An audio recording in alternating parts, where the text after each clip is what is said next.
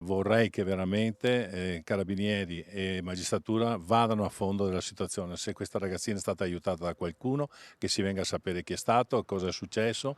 Spero che il ragazzo stia meglio ovviamente e che parli, soprattutto dica quello che è successo, che venga fuori la verità. Ecco, questo è importante. Chiede si faccia chiarezza il prima possibile Andrea Favaretto, sindaco di una comunità preoccupata e sconvolta per l'aggressione che si è consumata nel piccolo parco pubblico di Via Soldati, dove una ragazza minorenne residente in zona ha coltellato l'ex fidanzatino 17enne di Ceggia nel veneziano, entrambi di origini nordafricane. Il ragazzo è ufficialmente fuori pericolo dopo attimi di spavento e il trasporto d'urgenza con elicottero al Cafoncello se la caverà in 2 settimane o poco più, mentre lei ora è accusata di lesioni personali, seppure in stato di libertà, con i carabinieri che stanno procedendo accanto alla procura dei minori. Quanto al movente, la ragazzina avrebbe reagito alla diffusione di alcune sue foto intime da parte del 17enne, scatti proibiti che non dovevano essere divulgati. Anche per questo non si possono escludere ulteriori conseguenze legali. Siamo molto preoccupati per questi ragazzi che risolvono le loro questioni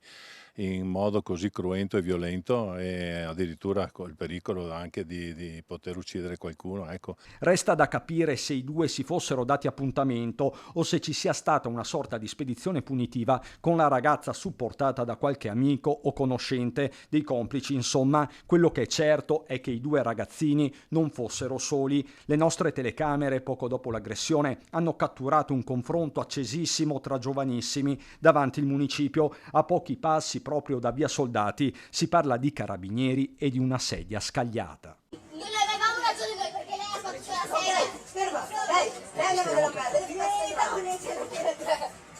Insomma, c'è un mosaico da ricostruire, anche per questo si stanno ascoltando possibili testimoni. Un ulteriore aiuto potrebbe arrivare dalla videosorveglianza pubblica e privata presente nel cuore di Salgareda. Intanto dal sindaco parte un appello più in generale. Abbiamo bisogno di grande collaborazione da parte delle famiglie, i genitori che siano molto presenti, che aiutino questi ragazzi,